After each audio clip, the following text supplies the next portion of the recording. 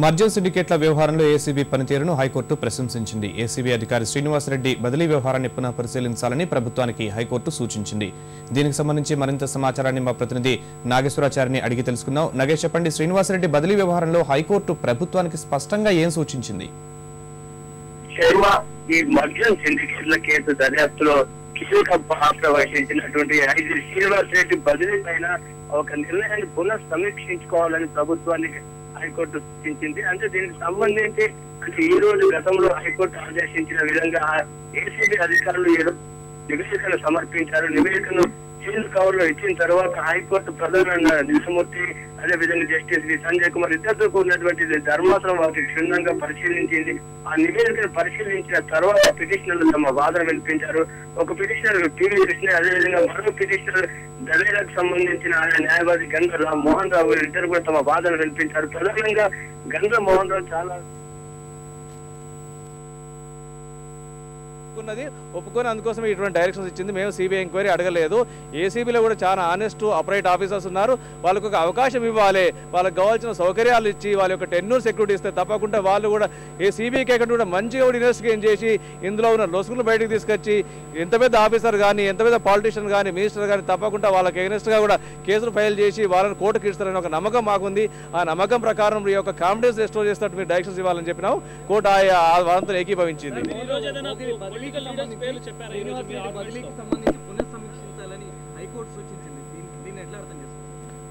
మేము ఏ పొలిటీషియన్ లేదు, కానీ పేపర్లో వచ్చిన అలిగేషన్స్ ప్రకారం బొత్స సత్యనారాయణ గారి ఇన్వాల్వ్ ఉన్నది కాబట్టి ఏసీబీ రిపోర్ట్లో ఏముందో మేము చూడలేదు. కాబట్టి కీపింగ్ ఇన్ వ్యూ దట్ చాలా మంది పొలిటికల్ లీడర్స్, మినిస్టర్స్, ఎమ్మెల్యేలు, ఎంపీలు ఇన్వాల్వ్ అని చెప్తున్నారు. కాబట్టి ఈ కేసు వాళ్ళ యొక్క కావాల్సిన ధైర్యాన్ని ఇచ్చి కావాల్సిన ఫెసిలిటీస్ ఇస్తే వాళ్ళ యొక్క సెక్యూరిటీ ఆఫ్ టెన్యూర్ ఇస్తే వాళ్ళు నిష్పక్షపాతంగా ఎంక్వైరీ చేసి దోషులు ఎంత వాళ్ళైనా కూడా వాళ్ళని శిక్ష చేస్తారని అభిప్రాయం జరిగింది. కోర్టు ఇచ్చిన ఆదేశాలను బేఖాతరు చేసి ప్రభుత్వం అనేది శ్రీనివాసరెడ్డి వెనక్కి పిలిపించకపోతే మీరేమైనా మళ్ళీ ఇంకో పిటిషన్ వేసే అవకాశం ఉందంటారు? ఇప్పుడు ఆ యొక్క నేను వేసిన పిటిషన్ శ్రీనివాసరెడ్డి గారిని మళ్ళీ ఏసీబీలో కంటిన్యూ చేయాలన్న పిటిషన్ మీద కోర్టు ఫైనల్ ఆర్డర్స్ పాస్ చేయలేదు. ఒక అవకాశం ఇచ్చింది గవర్నమెంట్కు. చాలా వేరియస్ ఫ్యాక్టర్స్ రాసి ఈ యొక్క శ్రీనివాసరెడ్డి గారి ట్రాన్స్ఫర్ టైమింగ్ ఏదైతే ఉన్నదో, సర్కమ్స్టాన్స్ ఏదైతే అతన్ని ట్రాన్స్ఫర్ చేయడానికి ఏవైనా గట్టి ఆధారాలు ఏం కనిపించడం లేదు. ఈ ACB director general of ACB ఇచ్చిన లెటర్ తర్వాత కూడా అతన్ని ట్రాన్స్ఫర్ చేయడం అనేది సరిగా అనిపించడం లేదు. పబ్లిక్ ఇంట్రెస్ట్లో అతని ట్రాన్స్ఫర్ తప్పకుండా రీకన్సిడర్ చేయాలన్నది ఏ గవర్నమెంట్ అయినా పబ్లిక్ ఇంట్రెస్ట్ పనిచేయాలి. కాబట్టి తప్పకుండా గవర్నమెంట్ రీకన్సిడర్ చేసి కోర్టు యొక్క మొట్టికాయలు అవసరం లేకుండా శ్రీనివాసరెడ్డి గారిని మళ్ళీ ఏసీబీ తీసుకొచ్చి ఒక నిక్షేపమైన ఎంక్వైరీ, ఎందుకంటే మన సీఎం కిరణ్ కుమార్ రెడ్డి ప్రతిసారి మేము ఒక కరప్షన్ ఫ్రీ గవర్నమెంట్ ఇస్తాము, నా యొక్క పాలన డిఫరెంట్ అంటున్నాడు. తప్పకుండా కోర్టు యొక్క అబ్జర్వేషన్ సీరియస్గా తీసుకొని కోర్టు యొక్క ఇంటర్వెన్షన్ అవసరం లేకుండా శ్రీనివాసరెడ్డి గారిని మళ్ళీ ఏసీబీకి ట్రాన్స్ఫర్ చేస్తారని అనుకుంటున్నాం. ఎమ్మెల్యేలను ఎంపీలపై ఏసీబీ విచారణ నిలిపేస్తే ఒక మెమో గతంలో ప్రభుత్వం జారీ చేసింది కదా, మరి దీనిపై మెమోను సస్పెండ్ చేయాలని మీరు కోర్టును కోరడం జరిగింది. దీని మీద ఏ విధంగా స్పందించారు కోర్టు? అయితే ఇంతకుముందు గవర్నమెంట్ 1999లో మెమో ఇష్యూ చేసిందంటే ఒక ఎమ్మెల్యే కేసు రిజిస్టర్ చేయాలంటే మేము ఒక ఎక్స్పర్ట్ కమిటీని పెడుతున్నాం. కమిటీ ముందర మీ యొక్క రిపోర్ట్ సబ్మిట్ చేయాలి, కమిటీ ఆమోదిస్తేనే మీరు కేసు రిజిస్టర్ చేయాలని ఒక మెమో ఇచ్చినారు. అయితే ఇప్పటివరకు ఆ కమిటీ దేన్ని ఇప్పటివరకు గవర్నమెంట్ కాన్స్టిట్యూట్ చేయలేదు. లాస్ట్ 12 ఏళ్ళైనా కూడా కాన్స్టిట్యూట్ చేయలేదు. అది కోర్టుకు చూసి చేసినప్పుడు కోర్టు ఏమన్నదంటే మేము ఆల్రెడీ ఏసీబీకి ఎటువంటి డైరెక్షన్స్ కావాలన్నా మమ్మల్ని అప్రోచ్ కావాలన్నాం కాబట్టి ఏదైనా మినిస్టర్ కేనెస్ట్ కానీ ఎమ్మెల్యే కేనెస్ట్ కానీ కేసు రిజిస్టర్ చేయాలంటే వాళ్ళు మాకు పిటిషన్ ఫైల్ చేయొచ్చు, తప్పకుండా దాన్ని కన్సిడర్ చేసి మేము నెసరీ డైరెక్షన్స్ ఇస్తామనే ఉద్దేశంలో చెప్పింది.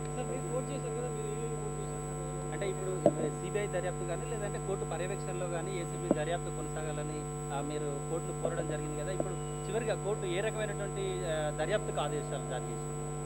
ఆల్మోస్ట్ కోర్టు ఇప్పుడు మొత్తం దర్యాప్తు కోర్టు పరీక్ష జరుగుతున్నది. ఒకటే ప్రేయర్ మేము అడిగామంటే ఈ చాలామంది మినిస్టర్లు ఎమ్మెల్యేలు కూడా ఇన్వాల్వ్ అయింది కాబట్టి ఏసీబీ గవర్నమెంట్కి ఏం రిపోర్ట్ కూడా ఇవ్వద్దు, ఇన్స్ట్రక్షన్ తీసుకోవద్దన్నాము. దాంతో కోర్టు వాళ్ళు ఇప్పుడు అటువంటి డైరెక్షన్స్ అవసరం లేదనుకుంటాను. నెక్స్ట్ టైం చూద్దాం, ఎందుకంటే ఏసీబీ మంచి పని చేస్తున్నది, ఇప్పటివరకు నిక్షేపంగా ఎంక్వైరీ చేస్తున్నది కాబట్టి అటువంటి డైరెక్షన్ అవసరం ఉన్నప్పుడు కన్సిడర్ చేస్తాం అని దాన్ని పెండింగ్లో పెట్టడం జరిగింది. విజయనగరం శ్రీకాకుళంలో పెద్ద ఎత్తున బెనామీ హోల్డర్స్ ఉన్నారు. ఈ బెనామీ హోల్డర్స్ వెనుక ఎవరున్నారు, డబ్బు ఎడికలు వచ్చింది దానికి సీరియస్గా ఎంక్వైరీ చేయాలని డైరెక్షన్స్ ఇచ్చింది.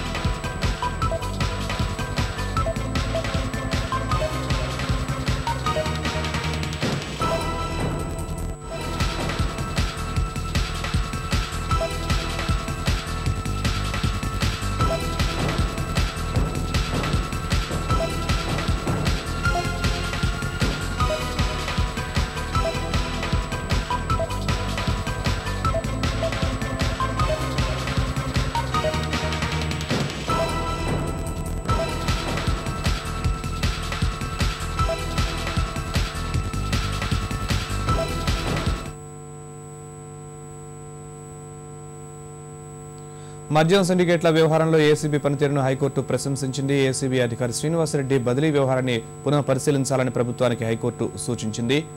దీనికి సంబంధించి మరింత సమాచారాన్ని మా ప్రతినిధి నాగేశ్వరాచారి అందిస్తారు.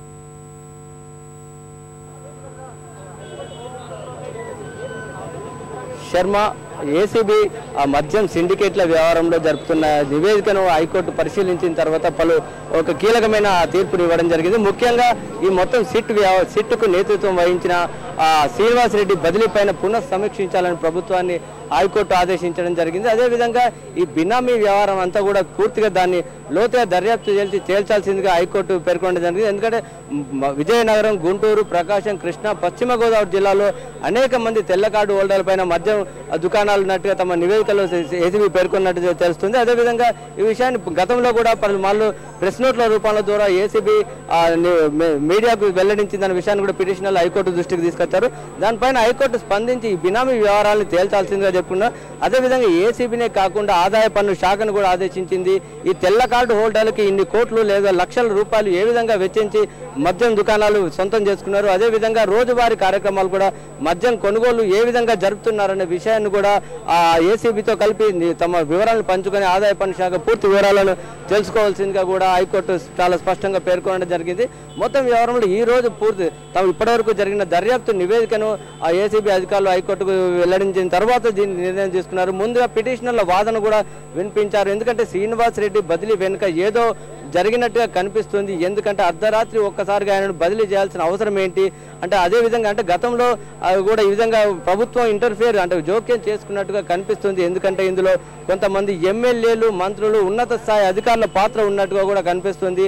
గతంలో ఈ విధంగా అంటే విజయనగరంతో పాటు విజయనగరం జిల్లాలో పీసీసీ చీఫ్ బొత్సకు ప్రమేయం ఉన్నట్టుగా కూడా అనుమానంగా ఉందని చెప్పి పిటిషనర్ ఆరోపించడం జరిగింది. వీటికి సంబంధించి మరికొంతమంది ఎమ్మెల్యేలు, మంత్రులు కూడా ఈ మద్యం వ్యవహారంలో ఉన్నారు, ఉన్నతాధికారులు ఉన్నారు. కాబట్టి ప్రభుత్వ జోక్యం కనిపిస్తుంది. ప్రభుత్వ జోక్యానికి ఉదాహరణ శ్రీనివాసరెడ్డి బదిలీనేనని ఆ పిటిషనర్ తరపు న్యాయవాది గంట మోహన్ రావు హైకోర్టు దృష్టికి తీసుకొచ్చారు. దీని వెనుక కూడా ఇంకా ఇప్పటి వరకు జరిగిన దర్యాప్తునే కాకుండా ఇక ముందు జరిగే కూడా దర్యాప్తు కూడా నిష్పక్షపాతకంగా జరిగే అవకాశం లేదని కూడా పేర్కొనడం జరిగింది. కాబట్టి ఈ మొత్తం వ్యవహారంలో జరపాలంటే కొన్ని హైకోర్టు నుంచి కొంచెం ఒక నిర్ణయాలు తీసుకోవాల్సిందిగా కోరని తన పిటిషన్లో కోరుకున్నారు. ముఖ్యంగా శ్రీనివాసరెడ్డి బదిలీ పైన జోక్యం చేసుకోవాలని కోరడంతో ఇక నుంచి కూడా దీనికి సంబంధించి బదిలీలో కూడా ఇక నుంచి ముందు నుంచి కూడా ఒక హైకోర్టు పర్యవేక్షణలోనే దర్యాప్తు పూర్తిగా జరగాలి. బదిలీ వ్యవహారాలు కూడా ప్రభుత్వం కూడా ఎప్పటికప్పుడు తమ సొంతంగా అది కాకుండా హైకోర్టు పర్యవేక్షణలో జరగాల్సిందిగా పిటిషనర్ కోరారు. అదేవిధంగా